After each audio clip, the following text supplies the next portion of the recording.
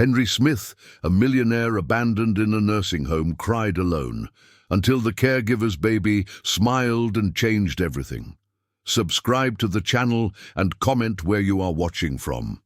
The sky over New York was heavy that March afternoon in 2024, with dark clouds reflecting Henry's mood as he gazed out the window of his room at Golden Meadows Retirement Home, one of the most luxurious nursing homes in West Village. At 78, the man who was once considered the king of real estate in the Big Apple now found himself confined within marble walls and mahogany furniture, surrounded by all the comforts money could buy, yet devoid of the one thing that truly mattered: genuine companionship. Henry was still physically imposing, even at his advanced age. His graying hair, always slicked back with gel, framed a face marked by deep wrinkles around his steel-gray eyes that had once intimidated hundreds of businessmen in boardrooms. His hands, once steady while signing million-dollar contracts, now trembled slightly as he held the coffee cup he drank every afternoon at 3 o'clock, a habit he had maintained religiously for over 50 years. "Nurse Carol, you didn't touch your lunch again," said Nurse. Carol, the head nurse, a robust woman in her 50s, with her hair pulled back in a tight bun. She entered the room without knocking, as she had done for the past 6 months since Henry arrived. "I'm not hungry," he replied tersely, not taking his gaze from the busy Fradique Coutinho street outside. "You need to eat. Your children pay a fortune for you to have the best care possible," Carol insisted, collecting the untouched tray. A bitter smile formed on Henry's face. His children. Richard, the eldest, a successful lawyer who had inherited their father's coldness but not his vision for business, visited him once a month, always accompanied by his snobbish wife and their 2 teenage children who could barely hide their boredom in their grandfather's presence. Beatrice, the youngest, a psychologist who ironically had never managed to understand her own father, showed up even less, always with excuses about urgent patients and unavoidable commitments. "My children," Henry murmured, savoring the irony of the word. "They get rid of a problem and still feel virtuous for paying for the best nursing home in the city." The truth was that Henry had built a real estate empire buying and selling properties all over New York for over 4 decades. He had started as a broker at a small real estate agency in the 1970s, and through a combination of sharp vision for opportunities, tireless work, and a calculating coldness that did not allow emotions to interfere with business, he had amassed a fortune estimated at over $2 billion. But that same coldness that had made him successful in business had been a curse in his personal life. During the years of building his empire, he had treated his family like another company to be managed. His wife and children received the best in material terms, but were kept at an emotional distance. Mary Helen, his late wife, had passed away 5 years ago from cancer, and even in her final days, Henry had failed to break the barriers he had built himself. "She tried to reach me until the end," he often thought, "and I was too busy closing the deal on the land downtown." The room he now lived in was a 50-square-meter suite, decorated with antique furniture and carefully selected artworks. An oak bookshelf housed books on economics and biographies of businessmen he never opened. Again. On the main wall, a painting by an American artist contrasted with family photographs in silver frames. Images of moments that seemed staged, forced smiles at social events and graduations. The routine at Golden Meadows was predictable and suffocating for someone who had spent his life making decisions that moved millions. Breakfast at 7, medication at 8, physical therapy at 10, lunch at noon, mandatory rest at 3, dinner at 7, and lights out at 10. Between these activities, he was left only with thoughts and the growing sensation that he had wasted something fundamental in his life.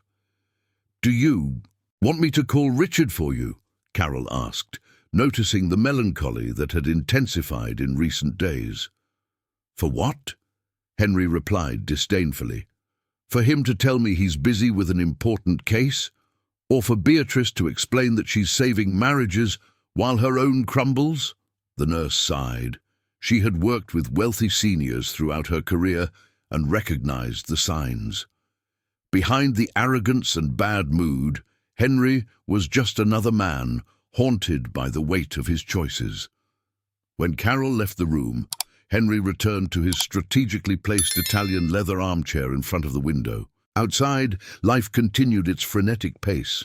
Cars honked in the afternoon traffic, pedestrians hurried along the sidewalks, and young couples pushed baby strollers through the tree-lined gardens of the neighborhood. "Grandpa! Grandpa!" a child shouted from the playground of the residential building across the street, running toward an elderly man waiting with open arms. Henry felt a tightness in his chest. When had been the last time someone ran toward him with genuine joy? When had been the last time his hands reached out to embrace, instead of just shaking hands in formal greetings? Loneliness had become a physical weight he carried every day. For decades, he had convinced himself that he didn't need anyone, that emotional independence was a virtue. But now, surrounded by the oppressive silence of his luxurious room, he began to understand that he had confused loneliness with strength and isolation with autonomy, the most feared businessman in New York's real estate sector. At 78 years old, he was discovering that all his professional success meant nothing in the face of the emptiness he had cultivated in his heart. The worst part was the growing certainty that it might be too late to change anything. It was 2:15 in the morning when Henry gave up trying to sleep. Insomnia had become his most faithful companion in recent months, arriving punctually every night to remind him of every regret, every missed opportunity, every harsh word that could no longer be taken back. He put on his navy blue silk robe and slipped into his leather slippers, deciding to take his nightly walk through the silent corridors of the Golden Meadows retirement home. The luxury facility at night was a completely different place from the controlled and efficient bustle of the daytime shifts. The soft glow of the emergency lights cast long shadows across the marble hallways, and the only sound breaking the silence was the distant snoring of some residents and the almost imperceptible hum of the central air conditioning. Henry knew every inch of those corridors, every painting hanging on the walls, every potted plant trying to bring life to that sterile environment. As he walked toward the sunroom, an unexpected sound interrupted the monotony of the night. It was a low, soft, almost musical cry, the cry of a baby. Henry stopped immediately, frowning. There were no children at the Golden Meadows retirement home. The regulations were clear. Only residents over 65 and their authorized caregivers were allowed. Intrigued and moved by a curiosity he hadn't felt in a long time, he followed the sound until he reached the service area, a section of the home he rarely visited. The door was ajar, and through the crack he could see a young woman sitting in a white plastic chair, gently rocking a baby who shouldn't be there. The young woman was clearly very young, no more than 19 years old. Her dark hair was pulled back in a simple ponytail, with a few rebellious strands escaping, to frame her oval face with delicate features. Even dressed in the light blue uniform of a cleaning staff member, there was something in her posture, a natural dignity, a genuine sweetness, that immediately caught Henry's attention. "Shh, my love, Mommy is here," she whispered to the baby, a little girl about 8 months old with rosy cheeks and fine honey-colored hair. "Soon you will sleep, and tomorrow Grandma Celia will come to pick you up for Daddy." Henry watched the scene before him, fascinated. It had been decades since he had witnessed something so pure, so unpretentious. The young mother hummed, a lullaby he didn't recognize, but it carried a nostalgic melody that instantly transported him to hazy memories of his own childhood. Unconsciously, he gently pushed the door open and stepped into the room. The young woman looked up startled, holding her daughter tighter against her chest. "I'm sorry, sir. "I can explain," she said quickly, her voice melodious but clearly nervous. "It's just for a few days until I can get a spot at the municipal daycare. The supervisor said that—" "Calm down," Henry interrupted, raising one hand in a pacifying gesture. "I'm not going to report you." The response seemed to surprise the young woman, who looked at him attentively for the first time. Everyone at the home knew Mr. Smith, at least by sight. Henry was known for his severity, for never greeting staff beyond what was strictly necessary, for always maintaining a cold and authoritative distance. "What's your name?" he asked, approaching slowly. "Isabella, sir. Isabella Silva," she replied, still cautious. "And this is Sophia, my daughter." At that moment, something extraordinary happened. The baby, who had stopped crying as soon as Henry entered the room, turned toward him and broke into the purest, most radiant smile he had ever seen in his life. There was no calculation in that smile, no ulterior motive, no material interest, just the simple and genuine joy of a child who had found something interesting to observe. Henry felt something shift within his chest, a sensation he hadn't experienced in so long that he had forgotten how to name it. It was as if a long-locked door in his heart had been gently pushed open. "Can I?" he asked, extending a finger toward the baby. Isabella hesitated for a moment, but there was something in the old businessman's voice, a vulnerability she hadn't expected, that made her relax slightly. Sophia immediately grasped Henry's finger with her tiny hands and brought it to her mouth, as all babies do. "She's beautiful," Henry said, and there was a sincerity in his voice that surprised them both. "Thank you, sir. She means everything to me," Isabella replied, and there was a fierce glint of protection in her dark eyes. "I've worked here since she was born. The father, well, he didn't want to take responsibility." Henry nodded, recognizing in the young woman's voice the same unwavering determination he had cultivated throughout his life, but directed toward a completely different purpose. While he had built walls to protect his empire, she was building bridges to give her daughter a better future.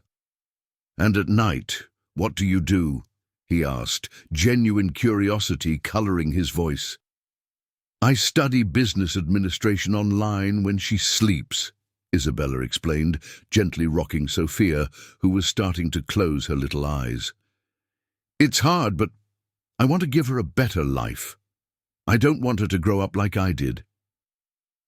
There was a quiet strength in that young woman that Henry recognized immediately.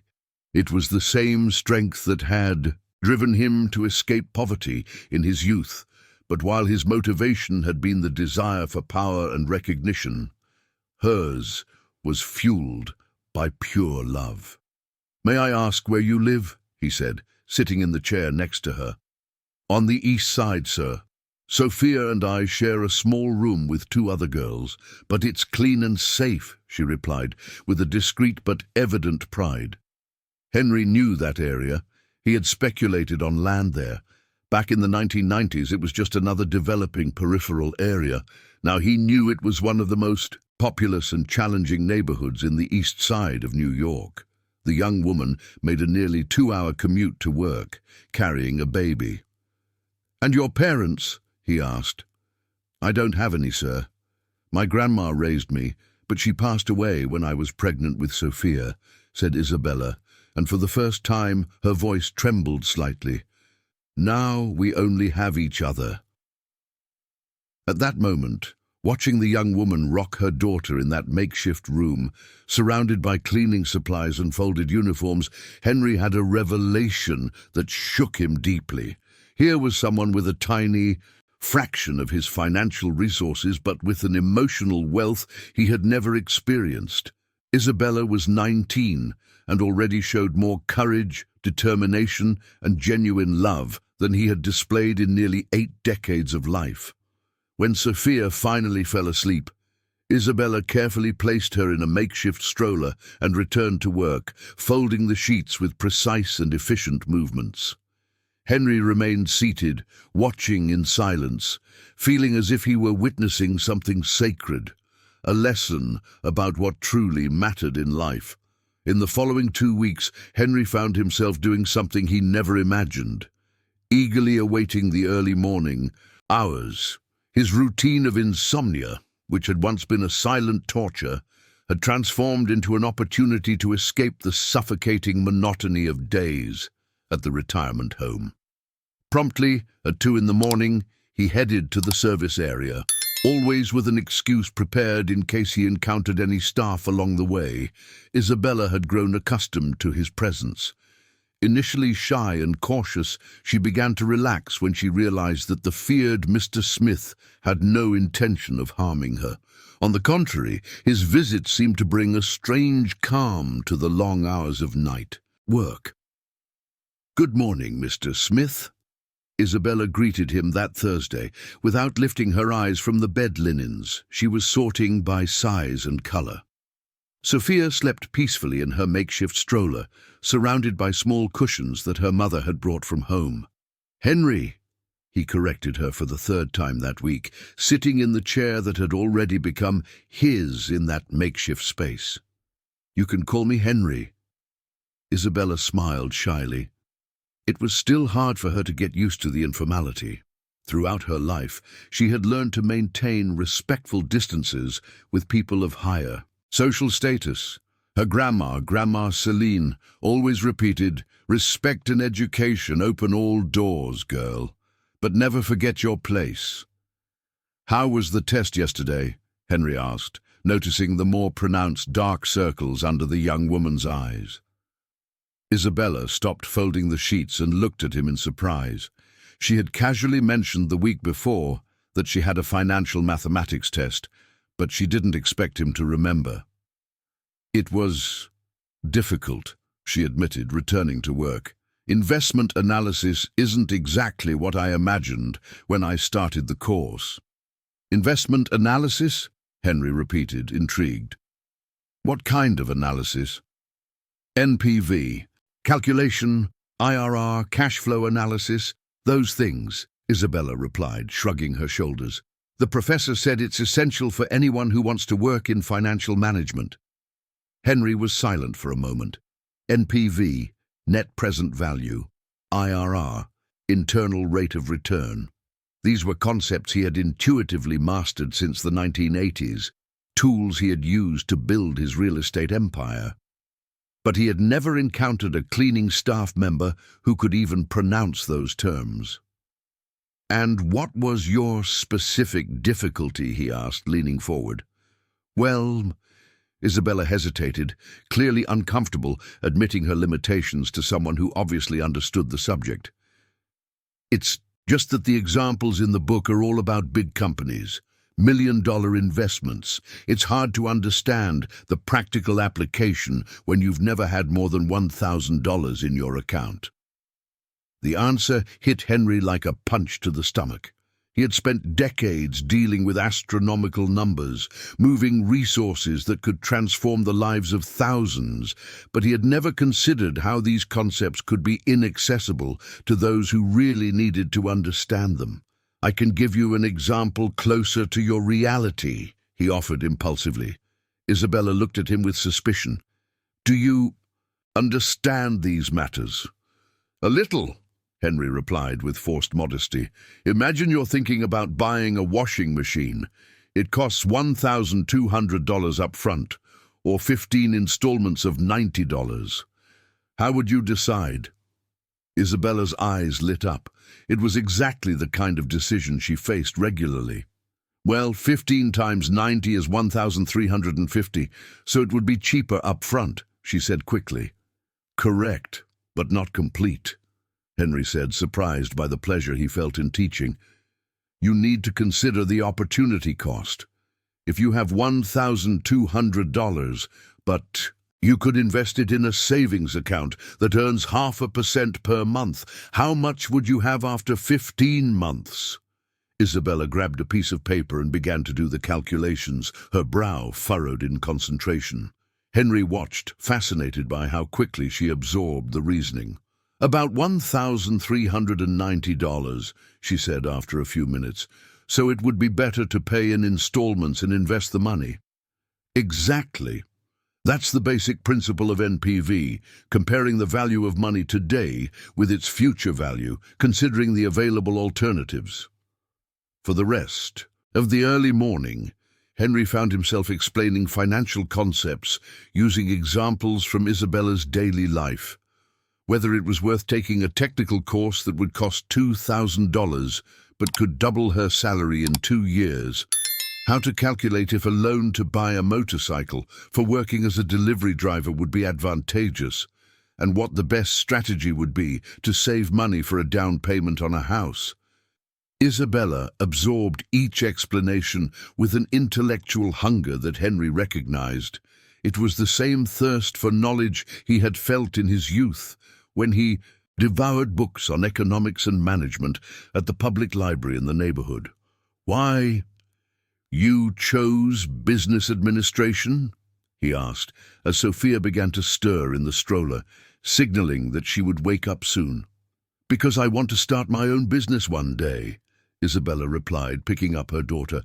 "A specialized cleaning company, but not like those that exploit their workers. I want to create something different, where people have rights, proper training, and opportunities to grow."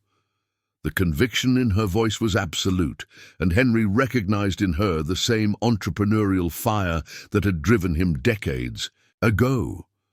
But there was something more, a genuine concern for the well-being of others, a social dimension he had never considered in his own ventures. "And how do you plan to finance that?" he asked, genuinely curious about her plans. "I don't know exactly yet," Isabella admitted, rocking Sophia, who had started to whine. "But my grandma always said that when you have a true dream, the universe conspires to help. It may sound naive, but I believe." Henry felt a tightness in his chest. When was the last time he had believed in something beyond numbers and contracts? When had? He felt that pure hope, that unwavering faith in the future. As he returned to his room, observing the first rays of sunlight beginning to filter through the hallway windows, Henry realized that something fundamental had changed in his perception. Throughout his life, he had categorized people into rigid categories: those with formal education and those without, those born with privileges and those born without, those who were important to his businesses and those who were invisible. But Isabella had shattered all those categories. She was a 19-year-old cleaning lady who understood complex financial concepts, a single mother with entrepreneurial vision, a young woman without resources who possessed a wealth of character he had never developed. For the first time in decades, Henry questioned not only his prejudices about social class, but the entire value structure that had built his life, and that both frightened and excited him.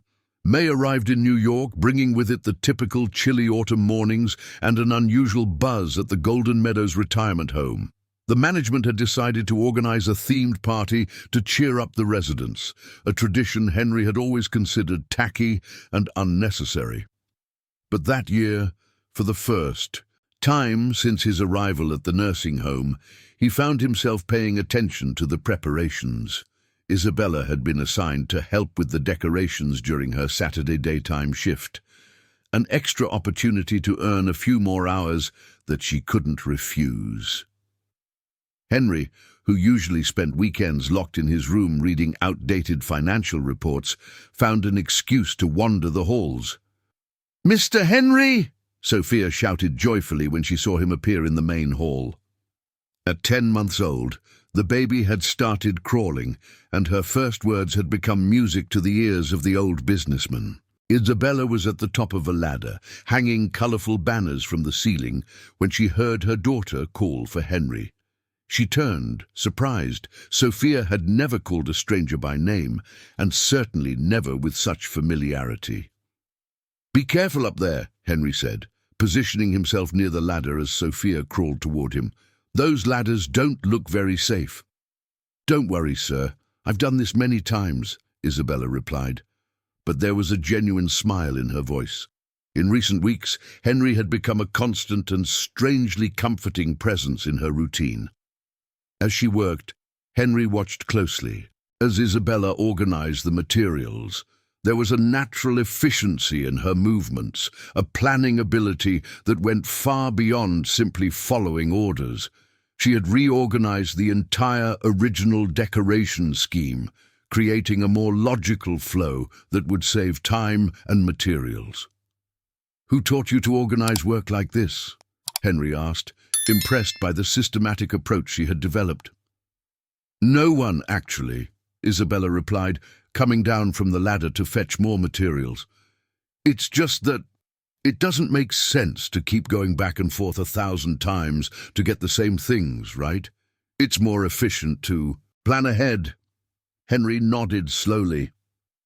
Operational efficiency.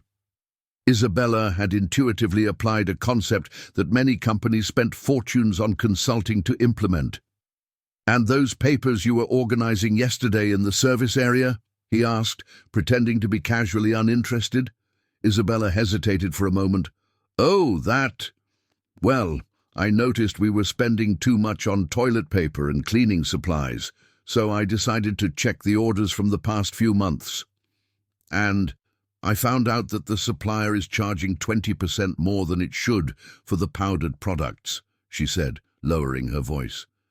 "And that there are 3 different brands of detergent being ordered when one would be enough.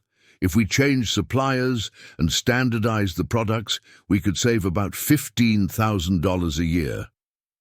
Henry stopped playing with Sophia and looked directly at Isabella. $15,000 a year. For an institution like the nursing home that represented a significant saving that could be directed toward improving staff conditions or the quality of services. "Did you present this analysis to the management?" he asked. "No, sir," Isabella replied quickly, returning to her decorating work. "It's not my job. Besides, who would listen to a cleaning lady's suggestion?" The subtle bitterness in her voice hit Henry hard. How many times in his business life had he ignored valuable suggestions simply because they came from people he considered hierarchically irrelevant? How many Isabellas were there in his companies with brilliant ideas that never reached him? "Can I see that analysis?" he asked impulsively. Isabella looked at him suspiciously. "Why?" "Professional curiosity," he partially lied. "I've spent my life dealing with numbers. I'd like to see your reasoning."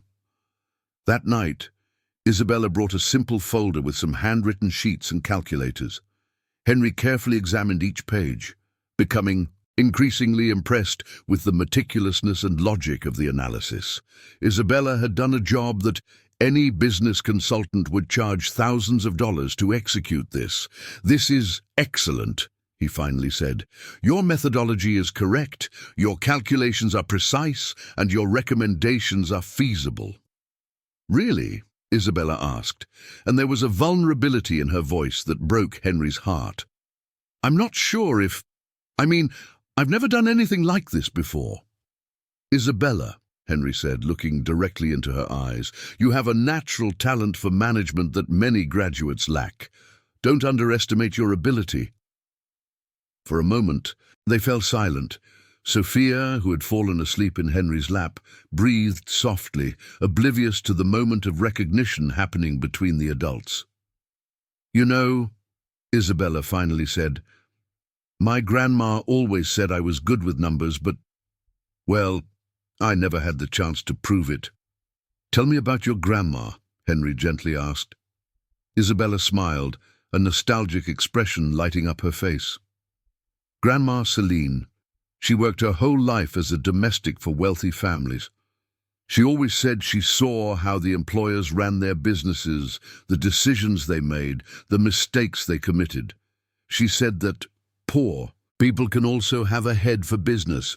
They just don't have the same opportunities." Henry felt a shiver run down his spine. How many Celines had he employed throughout his life? How many intelligent and observant women had he treated as mere service providers, completely ignoring their capabilities and insights? "Is she still alive?" he asked. "No. She died of diabetes when I was pregnant with Sophia," Isabella replied, her voice choked. "She encouraged me to study management. She said I couldn't waste my brain working only with my hands." That early morning, after Isabella returned to work and Sophia fell asleep again, Henry sat in the service area for a long time, reflecting on the conversation. For the first time in decades, he was seeing a person, really seeing, not just registering her functional existence. Isabella was not just an efficient employee or a brave young mother. She was a brilliant mind wasted by the system he himself had helped perpetuate. She was a person with dreams, analyses, strategies, and potential being underutilized simply because she was born on the outskirts. And Sophia, little Sophia, had become the first human in years to show genuine joy at seeing him. When she smiled in his direction, when she reached her little arms out to him, Henry felt something he had forgotten existed, the feeling of being needed, of being loved unconditionally. As he returned to his room while the sun rose, Henry made a decision that would change everything. He couldn't alter the past, he couldn't reclaim the lost years with his own children, but he could do something for Isabella and Sophia's future. And in the process, perhaps he could find a way to redeem himself. The first week of June brought an unpleasant surprise for Henry.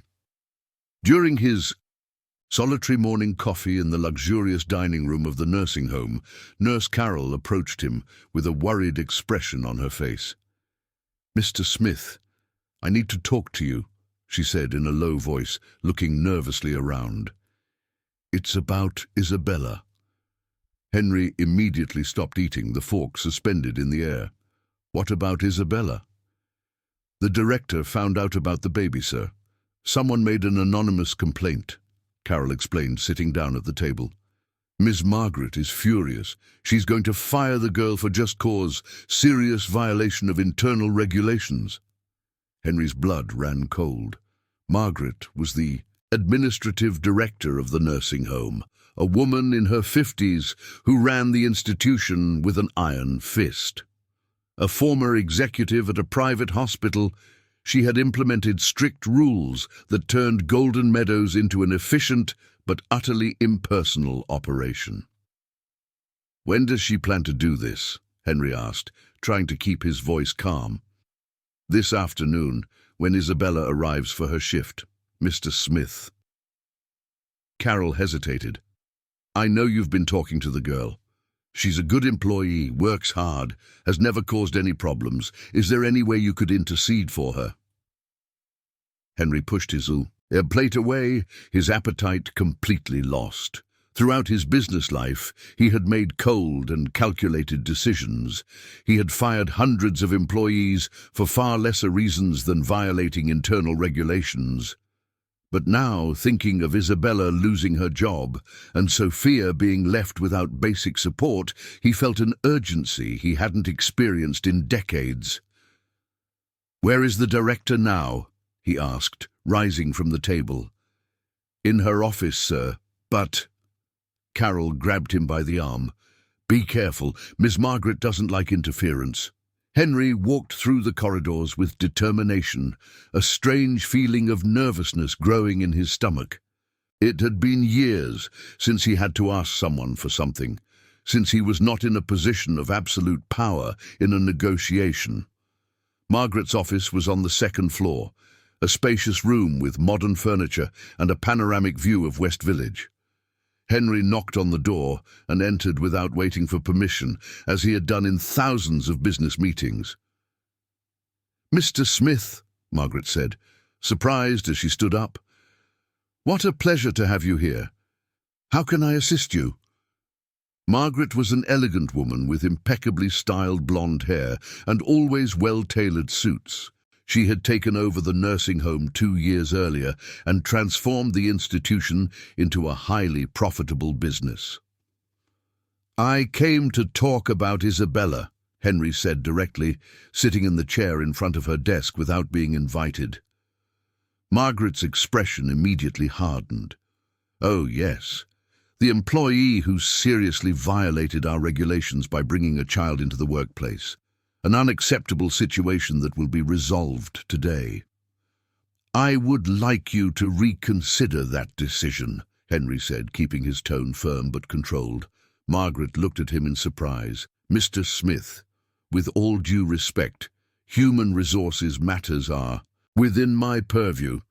Isabella was hired with full knowledge of the rules. Bringing a baby to the workplace is a violation of safety, hygiene, and protocol. The girl is an exemplary employee, Henry argued. She works hard, is punctual, efficient. Shouldn't that count? Rules are rules, Mr. Smith. If I make exceptions, where will it stop? Replied Margaret, crossing her arms.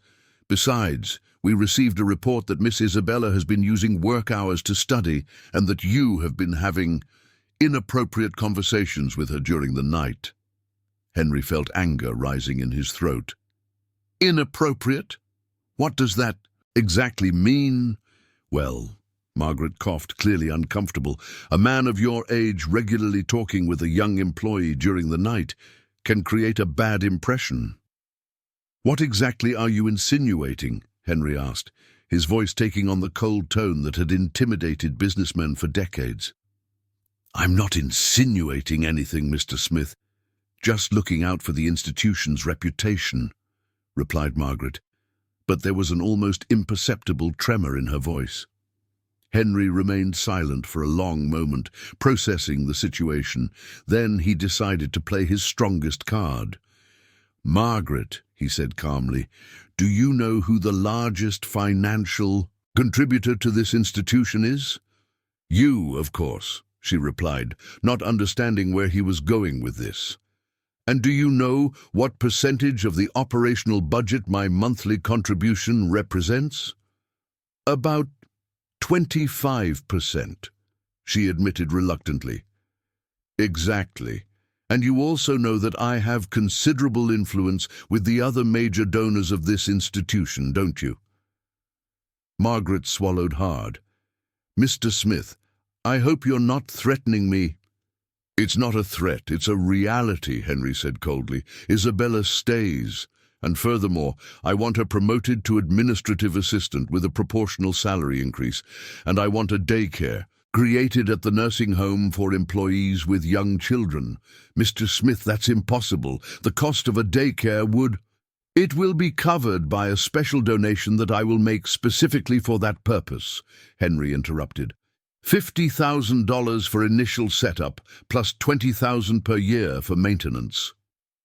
Margaret was in shock.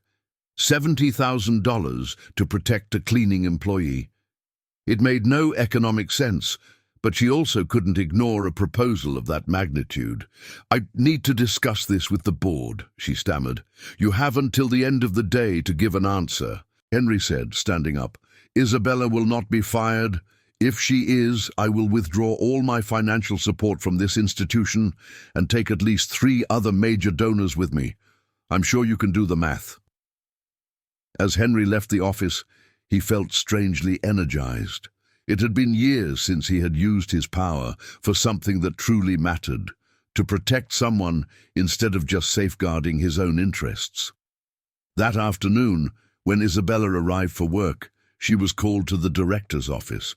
She returned an hour later with red eyes and a look of total bewilderment. Mr. Henry, she said when she found him in the sunroom, I need to talk to you. Go ahead, he replied, trying to appear nonchalant. The director promoted me, out of nowhere. She said she recognizes my potential and that I will work as an administrative assistant, Isabella said, her voice trembling. And they are going to create a daycare here at the nursing home where I can leave Sophia while I work. Henry nodded calmly. That's great. You deserve it. Mr. Henry, Isabella said, looking directly into his eyes, you made this happen, didn't you? For a moment, Henry considered denying it, but there was something in Isabella's eyes, a gratitude mixed with wounded dignity, that stopped him from lying. You deserved a fair opportunity, he said simply. Isabella was silent for a long time, holding Sophia in her arms. When she finally spoke, her voice was choked. "Thank you so much, Mr. Henry, but I don't want to be charity. I want to earn everything I achieve." "And you do deserve it," Henry replied with conviction. "I just opened a door. Who will walk through it is you." July arrived with the intense cold of the New York winter, and with it, a growing restlessness in Henry's heart. Isabella's promotion had been formalized, and she was now dividing her time between administrative duties during the day and university studies at night. Little Sophia, now almost a year old, attended the makeshift daycare that had been set up in a renovated room of the nursing home. Henry watched from afar as Isabella transformed. With access to a computer and responsibilities that utilized her analytical skills, she flourished like a plant, finally receiving the right amount of sunlight. Her cost analyses had resulted in significant savings for the nursing home, and Margaret, though reluctant, could not deny the young woman's efficiency. That Tuesday morning, Henry made a decision that had been maturing for weeks. He picked up his cell phone, a simple model he rarely used, and called his personal lawyer. "Dr. Robert, this is Henry Smith. I need you to prepare some documents for me." Dr. Robert Johnson had been his lawyer for over 20 years, handling both the legal aspects of his business and his personal affairs. A discreet and efficient man who knew all the secrets of Henry's fortune. "Of course, Mr. Smith, what is it about?" "I want to establish an educational fund. Initial amount of $500,000 with earnings intended to cover the full higher education of a specific beneficiary," Henry explained, walking around his room as he spoke. "I understand. And who would be the beneficiary?" "Isabella Silver Smith, employee here at the nursing home. I want her to have access to the best courses, postgraduate studies, an MBA if she wants. Everything paid for with no strings attached." There was a silence on the other end of the line. "Mr. Smith, forgive me, but $500,000 is a considerable amount." "Are you sure?" "Absolutely. Prepare the documents for me to sign today." Henry hung up the phone, feeling a lightness he hadn't experienced in years. It was as if a pressure he hadn't even known existed had been released from his chest. That afternoon, when Isabella was organizing reports in the small office that had been assigned to her, Henry knocked on the door. "Isabella, can I talk to you for a few minutes?" "Of course, Mr. Henry. Come in," she replied, standing up respectfully. Henry sat in the chair in front of her desk, holding a sealed envelope. "I have a proposal for you." Isabella looked at him curiously, but there was a tension in her shoulders. In recent weeks, she had become increasingly aware that Henry's attention was unusual, and it made her uncomfortable. "I know you study business administration at night at an online college," Henry began, "and I know you have bigger dreams than this." "That's true," Isabella cautiously agreed. "I want to fund your transfer to Harvard or Stanford, the course you choose, and then, if you want a postgraduate degree abroad, United States, Europe, wherever you prefer." Isabella blinked several times, as if she hadn't understood correctly. "Excuse me, Mr. Henry, are you offering—" "What?" "A complete education, the best courses in the world. No costs for you, no strings attached, just an opportunity to realize your potential," Henry said, extending the envelope. "The documents are here. You just need to sign." Isabella looked at the envelope as if it were a bomb about to explode. Her hands trembled slightly as she took it and opened it. She read the documents twice before looking up at Henry. $500,000, she murmured. "Mr. Henry, I can't accept this." "Why not?" Henry asked, genuinely surprised. "It's a unique opportunity. You have talent, you just need chances." "Because—" Isabella hesitated, searching for the right words. "Because it's not right. I barely know you. Why would you do something like this for me?" The question hit Henry hard. Why indeed? He couldn't fully explain the urgency he felt to help her. "You remind me of myself when I was young," he finally said. "Ambition, intelligence, but born in the wrong place. The difference is that I was lucky and found opportunities. You deserve to have the same chances."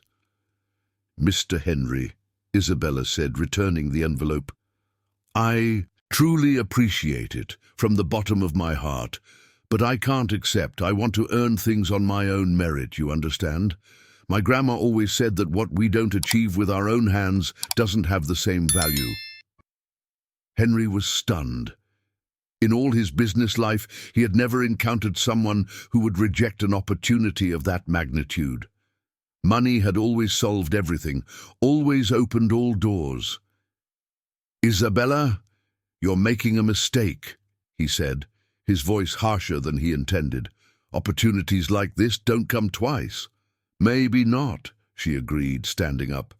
"But if I accept, I will always wonder if I succeeded on my own ability or out of favor, and that will destroy me inside."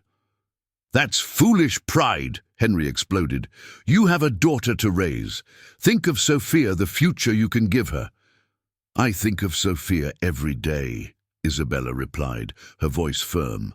"And I want her to grow up knowing that her mother is a woman of character, who earns things honestly, not someone who accepts favors from rich men." The last sentence cut Henry like a blade. Favors from rich men. Was that how she viewed his generosity? As a self-serving favor? "You're misinterpreting my intentions," he said, trying to control his anger and frustration. "Maybe," Isabella said, sitting back down. "But I can't take that risk, Mr. Henry. I'm sure you understand." Henry left that office deeply shaken. For the first time in decades, his money had been irrelevant. His good intentions had been questioned. And worse still, deep down, he knew Isabella was right. It wasn't pure altruism that motivated him. It was also a selfish need to feel important again, to be the savior, the benefactor. Isabella had seen through his intentions with a clarity that terrified him. That night, alone in his room, Henry faced an uncomfortable truth. Throughout his life, he had used his money as a tool for control and influence. Even when he tried to be generous, he was still trying to buy something: gratitude, loyalty, importance. But Isabella had taught him that there was something money couldn't buy: the respect of someone who values their own dignity above any material convenience. And that lesson hurt more than any financial loss he had ever suffered. August brought a chill that went beyond the winter weather. Henry and Isabella had established a polite distance after the educational fund episode. She greeted him respectfully when they met in the halls, but the long, intimate conversations of the early mornings had become memories of the past. Sophia, now a full year old, had started to take her first wobbly steps in the daycare at the nursing home. Henry watched her from afar through the windows, feeling a strange pain in his chest every time he saw her playing with other children. The little girl had become the light of his life, but now she seemed farther away than the moon. On that Thursday morning, a casual conversation with Nurse Carol would change everything. "You know, Mr. Smith," the nurse said while giving him the morning medications, "Isabella reminded me of someone the other day. I couldn't get it out of my head." "Oh, really?" Henry replied distractedly, pretending not to be very interested. "It's just that when she smiles, especially when she's playing with Sophia, she has a way, an expression that feels familiar. Like I've seen that smile before." Henry frowned. "Do you know her family?" "No. But you know how it is. We work so long caring for the elderly that we end up knowing many people, family members, caregivers, former employees," Carol said thoughtfully. "Oh, I remembered where I've seen that smile before." "Where?" "With Grandma Celine. Do you remember Grandma Celine Pereira? She worked at your house for almost 20 years, until she retired." Henry's heart stopped for a second. Grandma Celine. How could he forget? a robust black woman with a sweet smile and calloused hands who had taken care of his home in Garden City since Ricardo was little until the late 1990s. Celine Pereira, he murmured, long-buried memories starting to... Henry Smith emerged. That's right, she passed away. About 5 years ago, diabetes. Poor woman, she always worked so hard. Isabella has exactly the same smile as her, the same eyes. What a strange coincidence, right? But Henry knew it wasn't a coincidence. Isabella Parker, Celia Parker. The last name was different, but the physical resemblance now made total sense. His heart began to race as the pieces fell into place in his mind. "Carol," he said, trying to keep his voice casual, "would you happen to know if Grandma Celia had any family?" "Oh, yes. She always talked about the granddaughter she was raising. A smart girl, good in her studies. Celia dreamed of seeing her graduate from college." "Why do you ask?" Henry didn't answer. He left the room and walked quickly through the hallways, his mind in turmoil. If Isabella was indeed Grandma Celia's granddaughter, it would explain a lot. The strange familiarity he felt from their first meeting, the déjà vu sensation that accompanied him every time he saw her. But it also brought to the surface one of the most painful memories of his life. December 1998. Christmas Eve. He had discovered that 2 bottles of bourbon were missing from his personal collection. Very expensive bottles, gifts from important business partners. At the time, only 3 people had access to his home office: himself, Mary Helen, and Grandma Celia. Mary Helen had sworn she didn't touch the bottles. Henry, in the paranoia of the deals he was closing, had immediately suspected the housekeeper. Without properly investigating, without giving her a chance to explain, he had fired Grandma Celia on Christmas Eve, accusing her of theft. He remembered the scene perfectly, Celia, with tears in her eyes, swearing her innocence. "Mr. Henry, for God's sake, I would never take anything from you. You are like family to me." But he was blinded by anger and distrust, and he dismissed her without even a week's notice. 2 weeks later, he discovered that the bottles had been taken by Ryan, then 16 years old, for a friend's party. But pride prevented him from seeking Celia out to apologize. Years passed, and he simply buried the episode in his mind, as he did with all decisions that troubled him. Now, 25 years later, the granddaughter of the woman he had wronged was there, caring for him in his most vulnerable moments, being for him what he had never been for his own family. Henry needed to be sure. That afternoon, he went down to the administrative file of the nursing home and, using his influence, gained access to Isabella's personal file.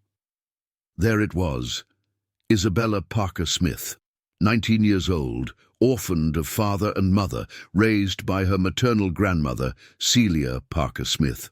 The confirmation hit him like a punch to the stomach.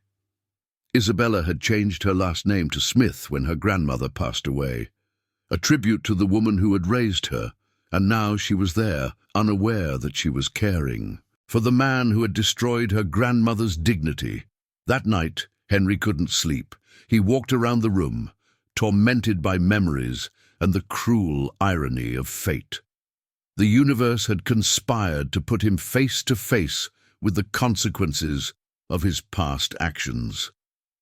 In the early hours of Friday, he couldn't resist and went down to the service area.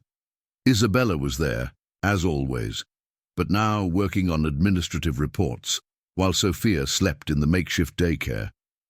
"Isabella," he said, his voice choked. She looked up, surprised by his presence after so many days of distance. "Mr. Henry, is something wrong?" "I need to tell you something," he said, sitting heavily in the chair, "about your grandmother." Isabella tensed immediately. "What about my grandmother?" "I knew her," Henry said simply. "Celia worked in my home for almost 20 years. Isabella's face paled. She studied him carefully, as if seeing him for the first time. "Henry Smith. Henry Almeida Smith." "Yes," he confirmed. You—" Isabella's voice began to tremble. "You were the boss who fired my grandmother on Christmas Eve. You accused her of theft. It wasn't a question. It was a statement laden with an old pain that had been passed down from grandmother to granddaughter." "Yes," Henry admitted, unable to look her in the eyes. "And I was wrong, completely wrong." Isabella remained silent for a long time. When she finally spoke, her voice was cold. "My grandmother cried for weeks. She told me you accused her without even letting her explain, that you treated her like a criminal after 20 years of loyalty. Isabella, She never managed to get another decent job after that." Isabella continued, standing up. "No one wanted a housekeeper fired for theft. She spent the last years of her life doing occasional cleaning jobs, barely managing to pay for her diabetes medications." Henry felt tears beginning to burn in his eyes. "I found out the truth later. It was my son who took the bottles. I should have sought your grandmother out, apologized, made amends somehow. But I didn't have the courage." "Courage," Isabella repeated, her voice bitter. "You didn't have the courage to admit you were wrong. You preferred to let an honest woman carry the shame of a false accusation." "Yes," Henry said, finally looking into her eyes. "And it haunts me every day since I discovered the truth." Isabella watched him for a long moment. There was pain in her eyes, but also something more, a painful understanding of why fate had brought them together.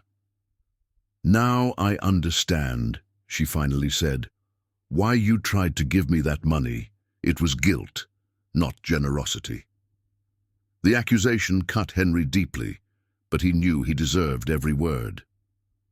"No," he said softly. "It started as guilt, yes, but it became something more. You both reminded me of who I used to be before I became cold and distrustful." Isabella remained silent, processing the revelation. The story of her life had just changed completely.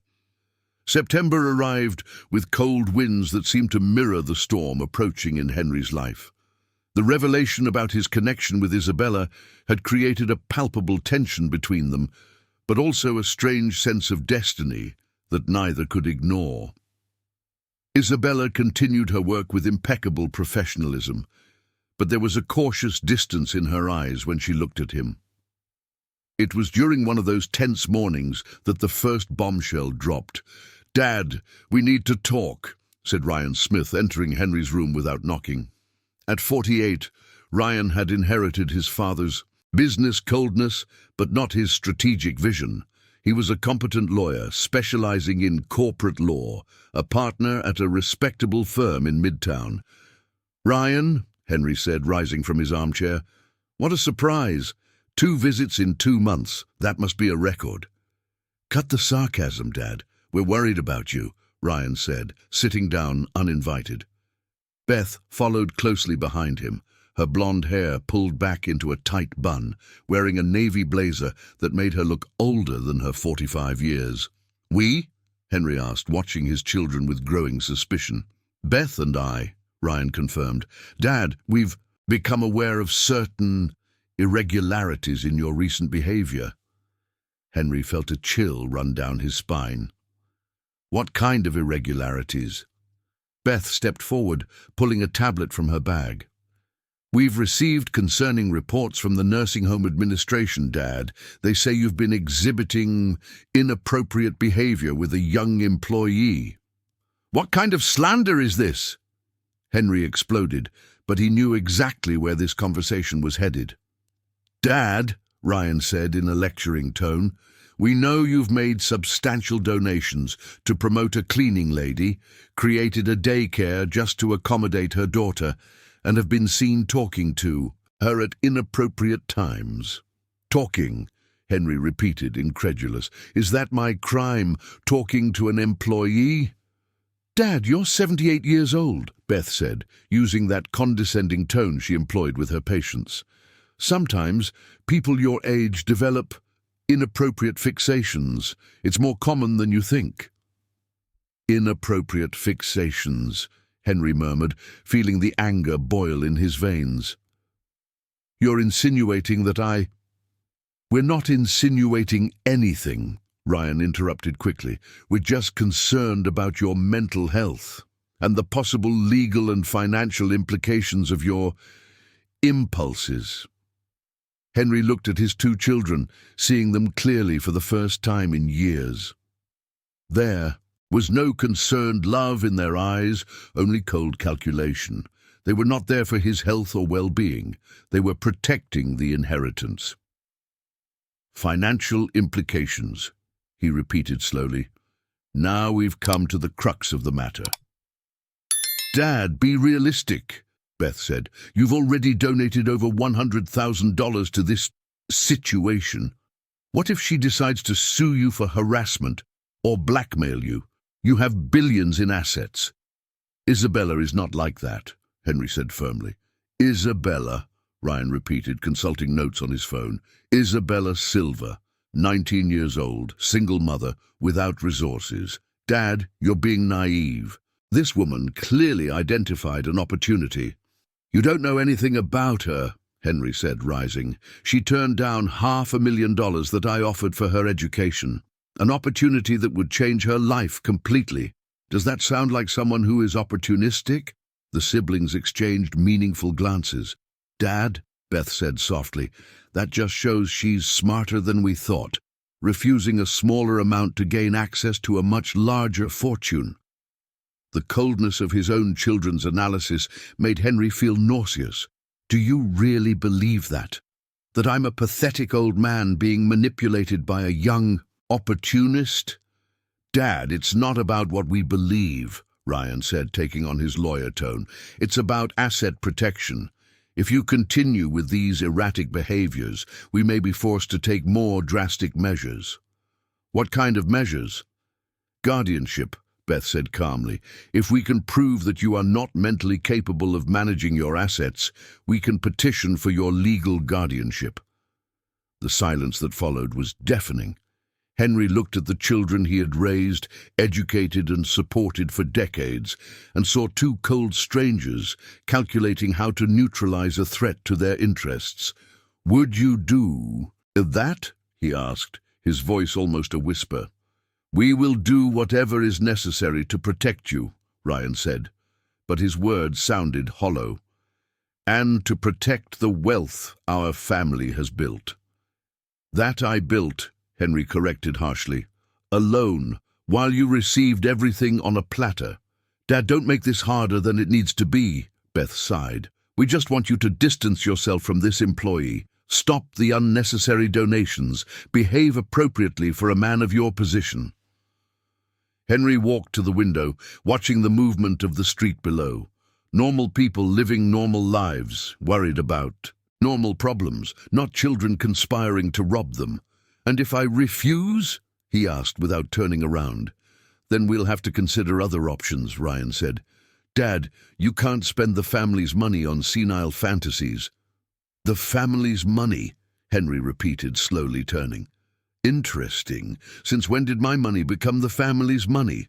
"Dad, be reasonable," Beth said, but there was a growing impatience in her voice. "You won't live forever.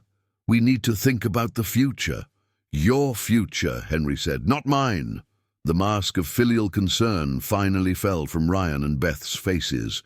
There stood two calculating lawyers, not two loving children. "We have a week, Dad," Ryan said, standing up. "A week for you to distance yourself from this woman and stop these irrational donations. Otherwise, we will file for guardianship." "And we have enough evidence to support the petition," Beth added.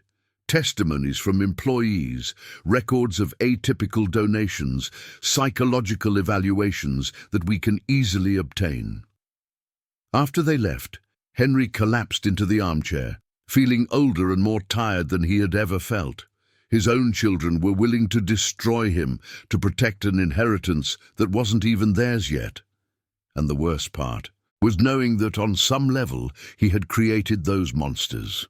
For decades, he had taught them that money was more important than feelings, that asset protection was worth more than human relationships. Now he was reaping exactly what he had sown. That night, when he went to find Isabella to tell her about the threat from his children, he found her silently crying in the service area. Sophia was sleeping in her lap, oblivious to the approaching storm. "Isabella," he said softly, "what happened?" She raised her red eyes to him. "Margaret called me today. She said it might be better for me to look for another job, that my presence is causing problems with the families of the residents." Henry clenched his fists. His children had started the war, and he had only 1 week to decide how he would retaliate. The discovery came like a lightning bolt on a clear October morning. Dr. Robert Johnson, the geriatrician responsible for the regular medical exams of the residents at Golden Meadows Retirement Home, requested a private conversation with Henry after his routine appointment. "Mr. Smith," the doctor said, a 50-year-old man with grey hair and gold-framed glasses, "I need to discuss the results of your neurological exams." Henry sat in the chair in front of the doctor's desk, bracing himself for more bad news. In recent months, he had noticed small lapses in memory, moments of confusion that lasted a few seconds before his mind reorganized itself. "The results show early signs of senile dementia," Dr. Johnson said with professional delicacy.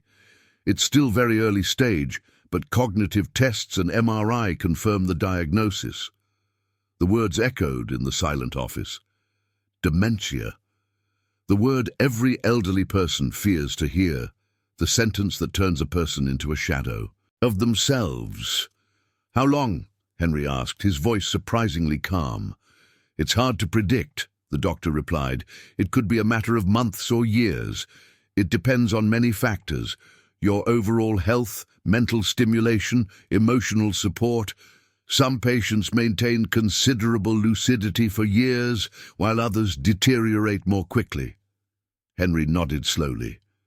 "Do my children know?" "Not yet. I wanted to talk to you first about how to proceed. There are medications that can slow the process, therapies that can help." "Doctor," Henry interrupted, "be direct with me. How long until I stop being myself?" Dr. Johnson hesitated. "Mr. Smith, based on what we've observed so far, I would say you still have at least a year of complete lucidity, maybe more if we take good care." 1 year. 12 months to resolve a lifetime of regrets, to find some kind of redemption before his mind shattered into unrecognizable pieces. "Is there anything else I need to know?" Henry asked. "Well," the doctor consulted his papers, "there's an interesting aspect. I've noticed that in recent months you've shown more energy, more social engagement than when you arrived here. This is unusual for someone at your stage. We usually see the opposite."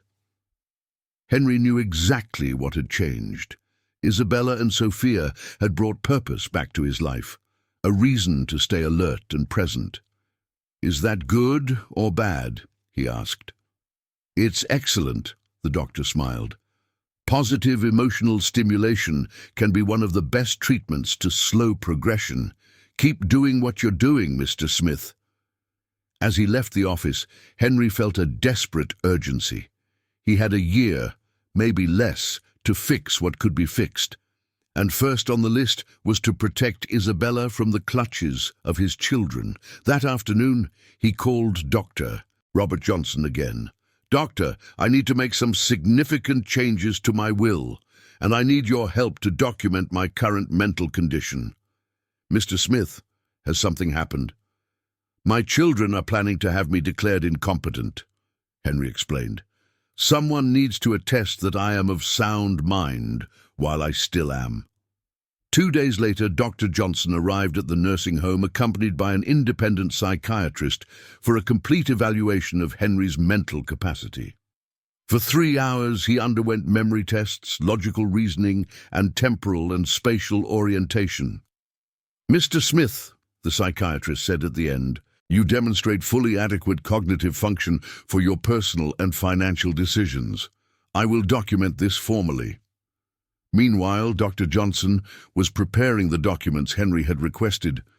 A new will that drastically reduced the inheritance of Ryan and Beth, establishing educational funds for underprivileged children and donations to charitable institutions.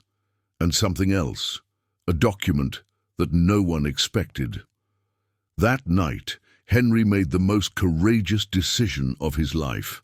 "Isabella," he said when he found her in the administrative area, "I need to show you something." She looked at him with the cautious courtesy that had become standard between them since the revelation about Grandma Celia. "What is it, Mr. Henry?" He extended a folder of documents. "Documents I found in the files of my old company about your grandma." Isabella hesitated before taking the folder. "Mr. Henry, I don't know if—" "Please," he insisted, "you need to see this." Inside the folder was a document dated January 1999, 1 month after Grandma Celia's dismissal. It was a bank transfer order for $200,000 intended for Celia Parker, compensation for a judgment error. "What is this?" Isabella asked, confused. "After I discovered that my son had taken the bottles, I established a fund for your grandma," Henry explained. "I didn't have the courage to approach her personally, so I instructed my accountant to make the deposit discreetly and then invest the money in her name." Isabella looked at the numbers, trying to process the information. $200,000. But my grandma never knew about this. She died thinking she was a thief. "The accountant made a mistake," Henry said, his voice choked. "He invested the money in the name of Celia Parker, but he never located her to inform her about the fund. The money kept accruing for years, waiting for her or some heir to show up." Isabella flipped through the bank statements with trembling hands. The fund had grown substantially over the years. In current values, it represented almost $800,000. "Isabella," Henry said softly, "that money is rightfully yours. It's the inheritance your grandma never knew she had." She remained silent for a long time, staring at the documents. When she finally lifted her eyes, tears were streaming down her face. "Why are you showing me this now?" she asked. "Because you need to be independent," said Henry. "My children will try to distance me from you. They will try to ruin your life, to protect their interests. But if you have your own resources, they cannot touch you." "Mr. Henry," Isabella began, but he interrupted her. "There's more," he said, handing her another document. "I made you the executor of my will. If anything happens to me, you will be responsible for ensuring that my final wishes are fulfilled." Isabella looked at the document as if it were an alien object. "I can't accept this responsibility. Your children—" "My children betrayed me," Henry said bitterly. "You are the only person I can trust to do what is right." That morning, while Sophia slept peacefully at the daycare, Isabella and Henry had the most honest conversation of their lives. She finally understood that he was not trying to buy or control her. He was trying to make peace with his past in the only way he knew how, and Henry finally understood that he had found in Grandma Celia's granddaughter not just a chance for redemption, but a true family, something his biological children had never given him. But they both knew that the real war was just beginning. December arrived in New York with the stifling heat that precedes the summer rains, but inside the Golden Meadows retirement home, a much more intense storm was about to explode. Henry woke up that Monday morning knowing it was the day when everything would be decided. At 9 o'clock, Ryan and Beth arrived accompanied by 2 lawyers and a court officer. In Ryan's hands was a petition for guardianship accusing Henry of severe senile dementia, erratic behavior, and asset depletion. Margaret, the director, was waiting for them at the reception with a satisfied expression on her face. "Father," Ryan said, "with feigned solemnity, we regret that it has come to this, but you left us no choice." Henry welcomed them into his room, wearing his best navy blue suit and a silk tie he hadn't worn in months. He was impeccably groomed, with his hair styled and a straight posture that defied his 78 years. "I figured you would show up today," he said calmly. "That's why I prepared some surprises for you." "Father, don't complicate things," Beth sighed. "We know about your condition. It's better to accept help while you still can." "My condition?" Henry repeated with a cold smile. "Are you referring to the psychiatric report you ordered without my knowledge, or to the testimonies from employees who were pressured to lie about my behavior?"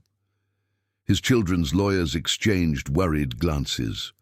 Henry did not seem demented at that moment. "Father, you made irrational donations, behaved inappropriately," Ryan began. "Irrational donations," Henry interrupted, opening a folder on his desk.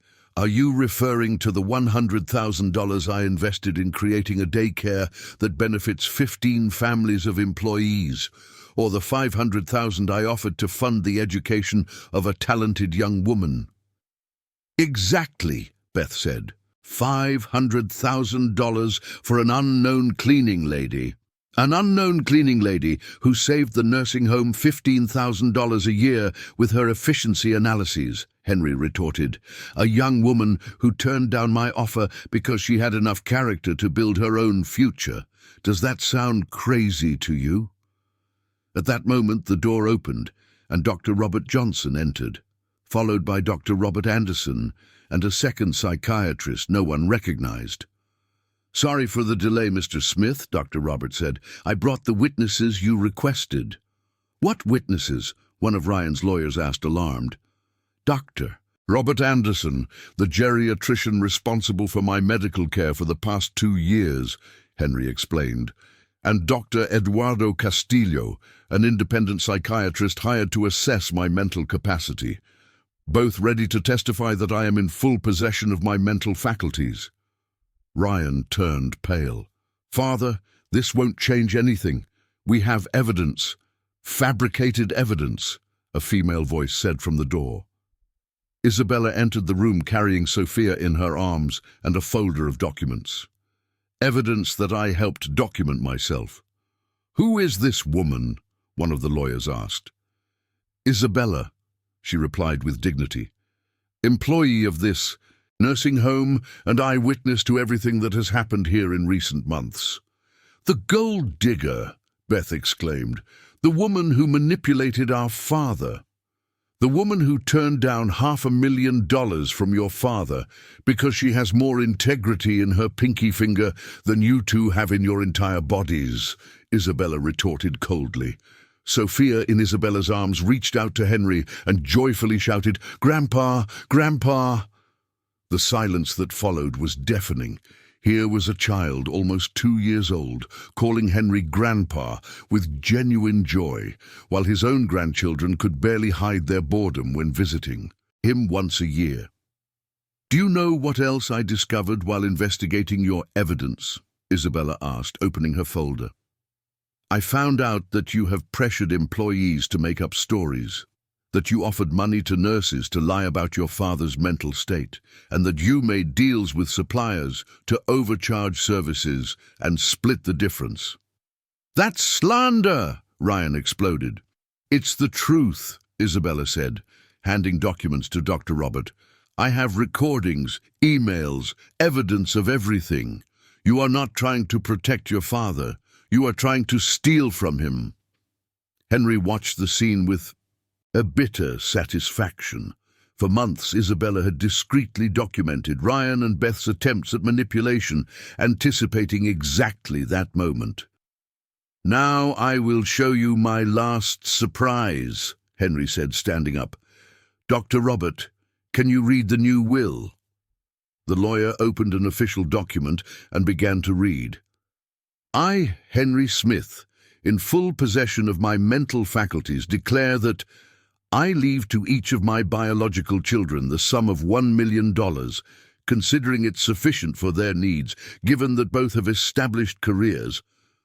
"1 million!" Beth screamed, "from a fortune of $2 billion. The rest continued. Dr. Robert will be allocated to educational foundations for underprivileged children, with administration supervised by Isabella, who will also receive $500,000 for her services and the responsibilities she has taken on. Ryan was purple with rage. This won't stand. We're going to contest it. It's undue influence. You can try, said Henry calmly. But Isabella is not a beneficiary through manipulation. She is the executor because she is the only person I know with enough integrity to carry out my wishes. And the $500,000 is not a gift. It is fair payment for work that no one else would be able to do. Moreover, added Dr. Robert, we have a recording of you two trying to bribe employees to lie about your father's mental state. This could constitute attempted fraud. The fight completely drained from Ryan and Beth. They had been outplayed in their own game by a man they thought was senile and a young woman they completely underestimated. Now get out of my room, Henry said with absolute authority, and don't come back unless it's to behave like real children.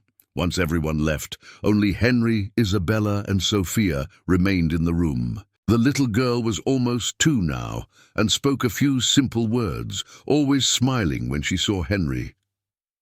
Mr. Henry, Isabella said softly, you didn't have to do this. I don't want your money. It's not my money, said Henry, picking up Sophia. It's the inheritance your grandma should have left for you. It's the future that Sophia deserves to have. And it's my only chance to do something right before... He didn't finish the sentence. They both knew about the diagnosis, about the limited time left. Before what? Insisted Isabella. Before I forget who really matters, said Henry, looking into Sophia's dark eyes. Before I forget that true wealth is not in what we accumulate, but in the lives we touch. That December afternoon, as the first summer rains began to fall over New York, Henry finally understood what he had been searching for his whole life. It wasn't success, it wasn't power, it wasn't recognition. It was the chance to be needed, to be loved, to make a difference in someone's life. And he had found that in the arms of a child who called him Grandpa, and in the heart of a young woman who had taught him that dignity is worth more than any fortune. 6 months later, when dementia finally began to steal his most recent memories, Henry still remembered perfectly the smile of Sophia and the strength of Isabella. Even when he forgot the names of his own children, he still recognized the girl running toward him, shouting "Grandpa," with genuine joy. In the end, he discovered that there were 2 ways to be remembered: by the possessions one leaves behind, or by the love one plants. And for the first time in his life, Henry chose to be remembered for love. The loneliness that had accompanied him for decades had been healed not by money or power, but by the simplicity of a child who saw in him only a loving grandpa, and a young woman who had taught him that it's never too late to make peace with the past. And when Sophia grew up, she would remember not the feared businessman that Henry had been, but the grandpa who rocked her in the early mornings and who had transformed her life and her mother's through the purest love that exists. The love that expects nothing in return other than a chance to make a difference.